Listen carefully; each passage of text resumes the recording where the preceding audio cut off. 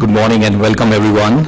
Welcome to the Dynamic Global Changes, a World of Opportunities, the first inaugural international conference organized by the Australian chapter of the Institute of Chartered Accountants of India. My name is Subbu and I'm delighted to be given the opportunity of being the master of ceremony today. Our distinguished guests today include eminent speakers from India and Australia, esteemed members from the accounting profession, the business, the industry, a delegation from India led by Mr. Lalit Mohan, IFS, representatives from the media and our sponsors, Bank of Queensland, Bella Vista, Austin Brothers, Macquarie Capital, Risk Wisdom, Sumo Global, and Trustee. So before I move on to what the schedule for the day today is, we'll start off with a very Indian tradition, which is lighting of the lamp. Just to give you an idea of that, so in Indian tradition, all auspicious functions commence with the lighting of the lamp. Light symbolizes knowledge. Knowledge removes ignorance, just as light removes darkness. Hence, we light the lamp to bow down to knowledge as the greatest of all forms of wealth. So now, if I may request Rob Thompson from CPA Australia, Padma Shri T.N. Manoharanji, C.A. Andrew Stringer from ICAA Australia, Mr. Lalit Mohan, IFS, our Chief Mentor and Founder Chairman, Mr. Yatinder Gupta, and our Chairman, Shantanu Sarkar, to please light the lamp.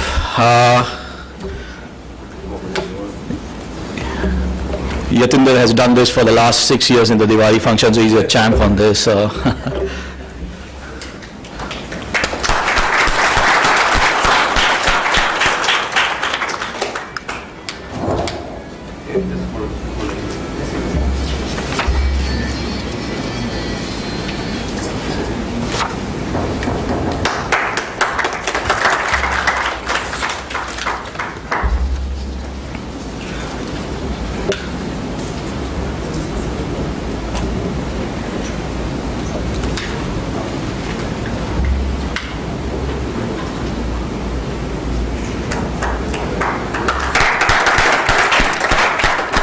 Came from all the way from India. Yeah, so he's leading the delegation from India, so we really thank them and really want you to give a round of applause for the Indian delegation.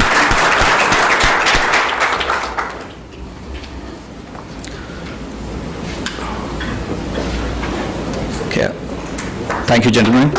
Thank you very much. Sorry, there was just one more thing, sorry, before you go. If you could just have a photo out here. Yeah. Can you, if Yogesh, sorry, just a sec, Yogesh, you around? That's fine. I'll join in as well. Yeah, please.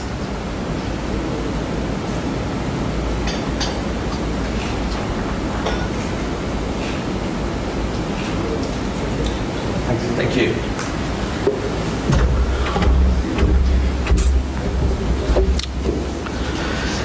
So just before we start our sessions for the day, just few admin things and a few things to remember. So for all the members of Institute of Chartered Accountants of India, I would request you, probably not now, but during the break or sometime, if you could sign the attendance sheet, or else we might just find it difficult to credit your CPDRs. The other thing is the agenda of the day. You probably have collected a bag which has been sponsored by Bank of Queensland. There's a souvenir inside that which we have published, and there is an agenda for the day over there, but which I'll anyway let you know as and when we go through it. Also, just on a bit of admin stuff, washrooms are towards the north of the ballroom, just outside the ballroom. There would be morning tea and afternoon tea served just outside the ballroom. The lunch would be at the Corn Exchange restaurant, which is to the south of southern end of the hotel actually. Won't mention much about mobile phones, I guess either on silent or switched off. But there's a very important thing which the 4-point Sheridan has asked us to mention in detail, which is the fire exits and the evacuation plan. So request you to pay attention to this. So as you know, the alert tone is beep beep and the evacuation tone is whoop whoop. There are a few fire exits. There are 4 of them out here. I look like a crew of the aircraft actually. So there are 4 exits here, and there's one out over there with that exit sign, and obviously these will all be illuminated when there's a case of emergency. So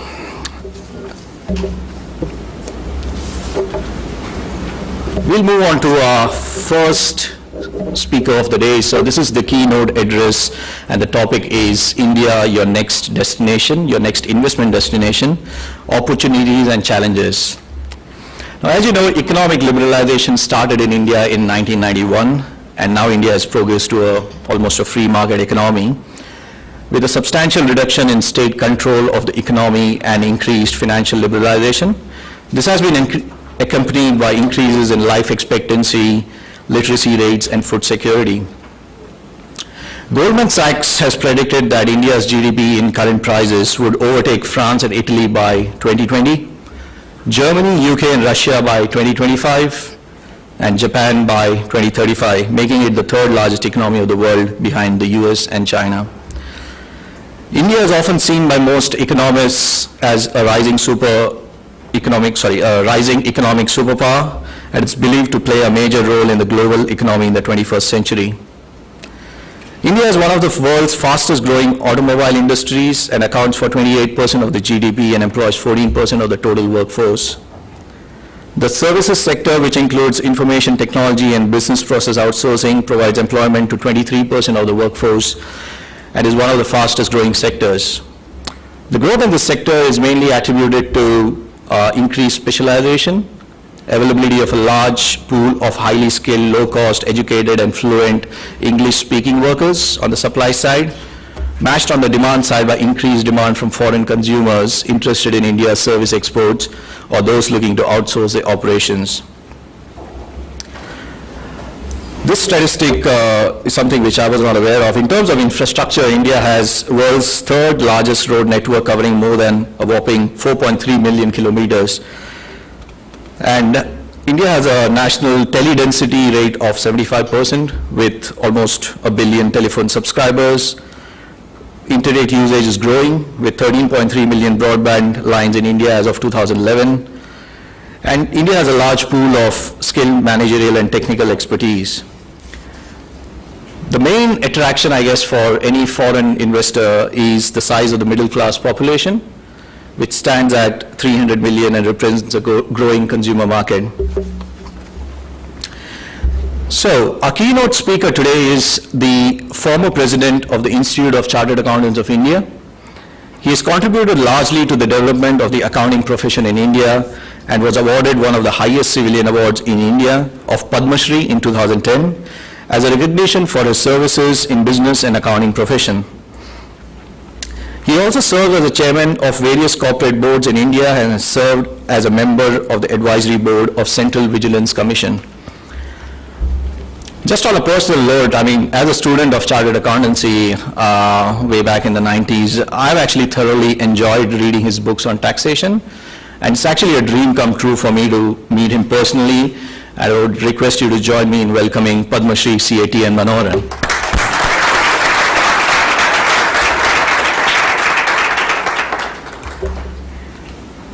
Welcome, sir. So you have that. So this is your. Do you need a laser light? No. Over to you. Yeah. Pleasant good morning to all of you.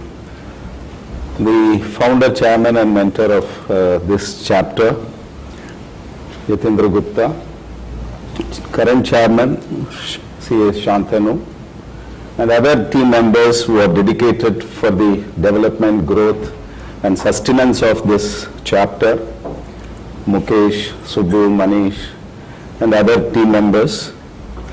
Our distinguished guests, Rob and Andrew, other special invitees, It gives me immense pleasure to be with all of you this fine morning to speak to you on doing business in India and as to how India is emerging as a global hub for the investment opportunities from all across the globe.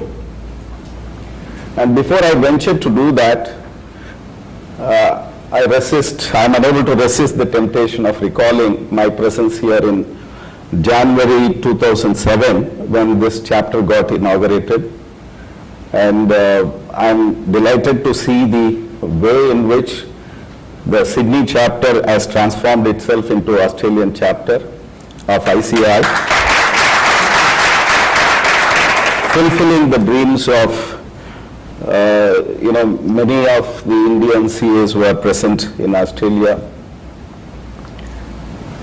I recently attended a wedding anniversary of a friend.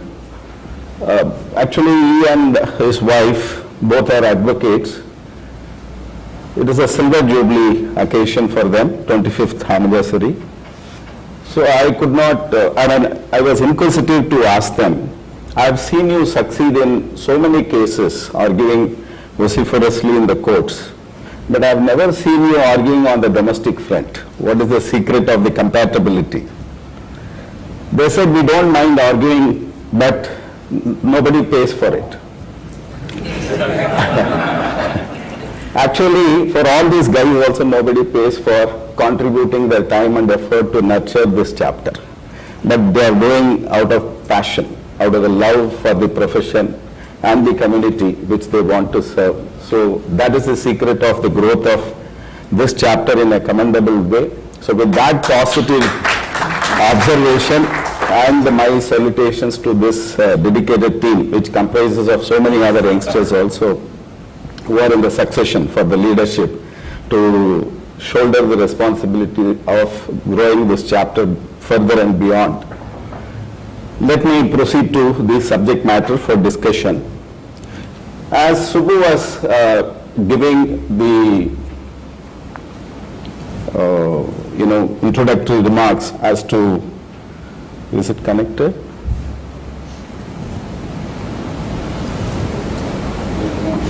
Yeah.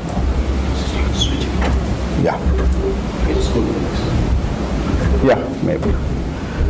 So this is going to be the agenda of my presentation as to what is in store in terms of macroeconomic indicators, then what are the factors that put India on an advantageous position, and how do you go about setting your enterprise in India or advise your clients to set up business in India. Then investments and funding, can it be done from the global arena? What are the tax impacts primarily for corporate entities? Of course, other entities can also be considered. Then which are the happening sectors as far as Indian business environment is concerned? And finally, the discussions that are in the advanced stage between India and Australia for the trade agreement. We'll move on to the next. What was perceived as a disadvantage for India once upon a time, that is in terms of the second largest populated economy, is now turning out to be an advantage per se because of the immense potential that can be tapped in terms of consumerism, in terms of the human resource that is available. Not only that, in terms of the demographic composition, India is considered very potential to be the supplier for human resource talent for the rest of the world as well. And with a literacy of 74% out of 1.2 billion population, there is a shift, significant shift from an agrarian society to the service sector dominated society, because the service sector seems to be the major contributor for the GDP of the Indian economy. Next, if we move on to the next. Subbu did mention as to what are the predictions or the research study that has revealed, and some of the facets of the growth trajectory of India can be seen here. I was mentioning or referring to the demographic composition. 47.5% of India's population is below the age of 25 years. And for every one person who is retiring from the workforce, there are 4 youth who are entering the workforce.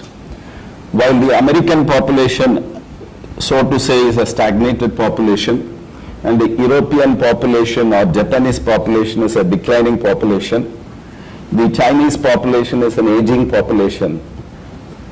We can say with the courage of conviction that India's population is an young population, because the median age of India as of today is 39 years, and it is expected to go down to 30 years by 2025.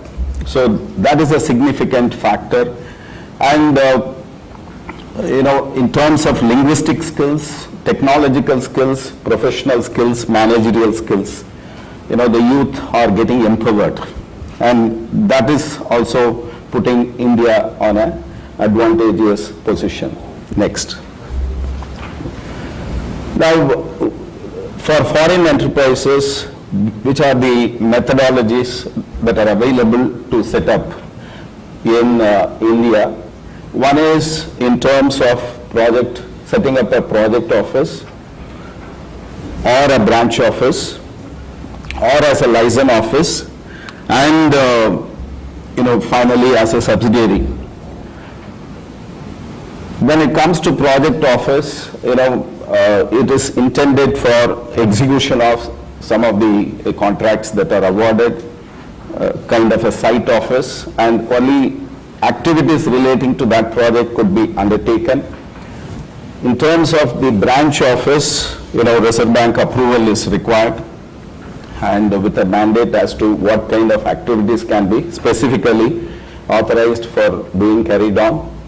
And license office is, of course, it's for preparatory work and allied activities. In other words, license office cannot be a profit center, whereas a project office or a branch office can be a profit center. License office is expected only to be a cost center. But there are many multinational companies, transnational companies, who are these days considering the last option as an attractive option.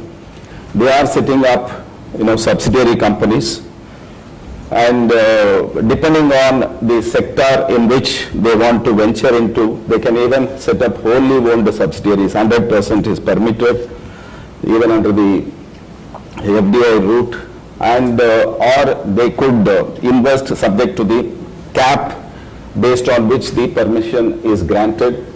And by setting up a subsidiary company, the foreign companies are in an advantageous position because they can enter into joint venture collaborative project execution with other Indian counterparts as well. One good thing that has happened in the recent past is the government, using technological evolution, they have set up this kind of a website wherein you will get A to Z information for the purpose of setting up any business in India.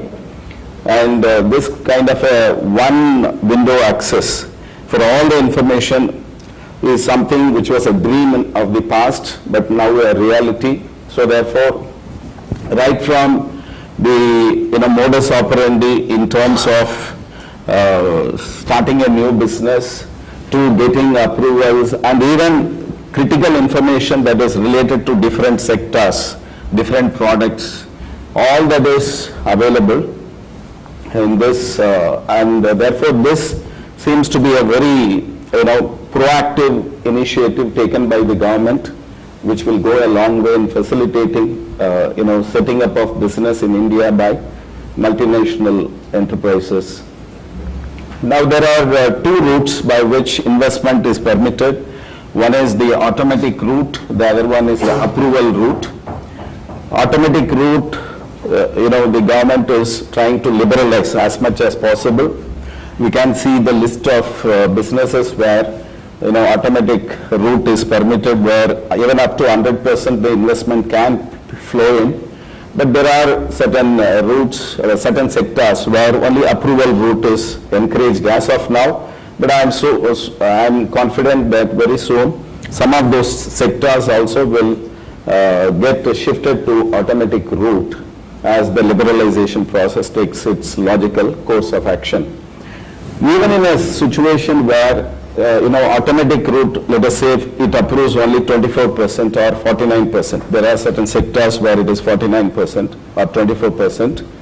Suppose somebody wants to invest in that segment more than that cap of 24 or 49, then they can approach the government through approval route, and specific approval will be given for breaching that cap in that particular sector.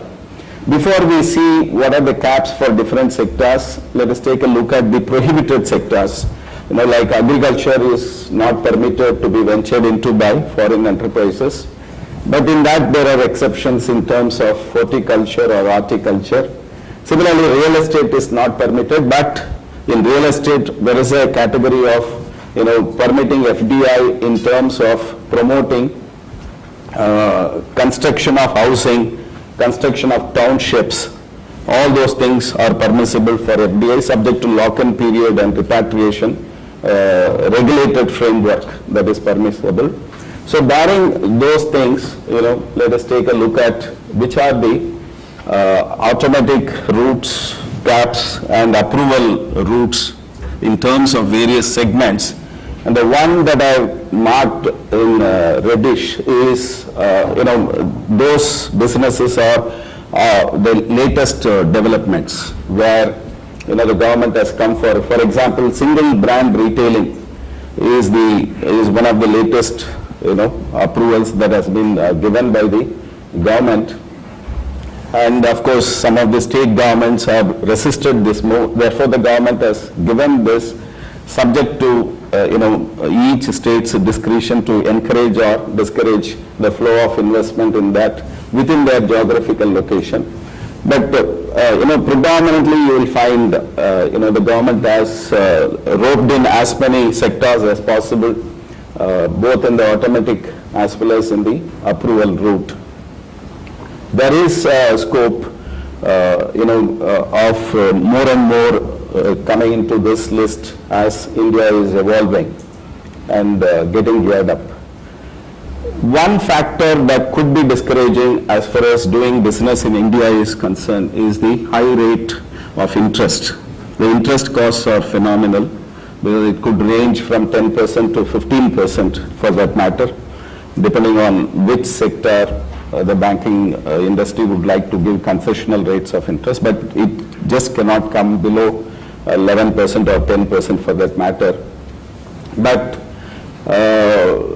that's why, to encourage global investment and to ensure the feasibility of many of the businesses that may be undertaken, Government of India liberally permits raising of funds from foreign resources. So external commercial borrowings is permissible so that the enterprises can get the advantage of 3% or 4% interest cost with which funding can be raised from elsewhere. Even in terms of private equity, there are businesses, even Indian businesses, which get foreign funding at the rate of 7%, 8%. And for high net worth individuals who are positioned in other continents where locally they may not be able to earn more than 3% or 4%, it is quite attractive to get 8% or 7% from India, sometimes net of tax. That is the encouraging factor for even private equity funding from high net worth individuals positioned elsewhere in the globe. So that is permissible. And slowly, for example, for infrastructure funding projects, because infrastructure projects demand huge funding, and many of those cases you may have to invest and then get the return, because under BOLT scheme, you may build, operate, then transfer it to the government or lease it to the government. So therefore, a lot of funding is required. Hitherto, India was not permitting getting funding for infrastructure projects from China. Rest of the world was permissible, but recently they have relaxed that also. So up to $1 billion for infrastructure projects, funding can be obtained even from Chinese banks. So that relaxation has come recently. So like this, many of the proactive measures are happening. And just to have a feel of the tax implications by different modes. Basically, a project office or a branch office for that matter is an extended arm of the foreign enterprise. So foreign companies are generally taxed at 40%. Coupled with that is the education cess and surcharge. So therefore, effective rate would be 42.02% for foreign companies doing business in India. And the license office, as I said, is not supposed to be earning any income, so the question of taxability does not arise, but that will be liable to comply with the tax laws in case of payments being made through license office for withholding tax purposes. But once a foreign company establishes a subsidiary company, even if it is a wholly owned subsidiary for that matter, you get into that concessional tax rate of 30%, because foreign companies 40%, domestic companies 30%. And added on to that 30% is the education cess and surcharge. So that effective rate works out to 32.45%. And there is a concept of minimum alternative tax. In case as per the taxable income, there is no profitability or it is loss. Still, if books show profits, on that book profit there could be alternative tax of 20%. So 20.01% effective rate, because the basic tax rate is 18.5%. Coupled with other things, it becomes 20.01%. Then there is also a concept of dividend distribution tax. Whenever domestic companies distribute dividend to the shareholders, they end up paying this tax of dividend distribution. Of course, not to fasten the foreign companies with that high tax rate of 40% always, especially in terms of interest, royalty, fees for technical services. India has entered into double tax avoidance agreements with different countries. As many as about 74 countries, the agreements are full-fledged agreements are available. So India has such an agreement with Australia as well. So in case of these kinds of income earned, not just the business income, but royalty or fees for technical service, concessional rates are prescribed. So it could be as low as 15% for that matter. In fact, for infrastructure bonds, recently the government of India has announced only 5% as the tax rate. And our domestic laws clearly indicate if you have domestic tax rate and the tax rate as per the double tax avoidance agreement, whichever is more beneficial will apply. There was a scenario when only DTAA should apply, should prevail, override the domestic law. But as of now, law has been amended in such a way that if domestic law is 5%, your DTA rate is 15%, 5% will apply because that is more beneficial. So the tax rates are becoming more and more competitive and liberal globally vis-a-vis Indian scenario. Now, happening sectors, I'll just take another 5 minutes to take you through this happening sectors. Aviation, immense potential is there because a lot of travelers take to air travel compared to other modes of transportation, because in India, unfortunately, one sector that has not got modernized is the railways, because still we are on a conservative mode of speed and facilities, so on and so forth. So, and time is invaluable in the present day context for those who are doing business. So therefore, there is immense potential that can be tapped in terms of the aviation sector.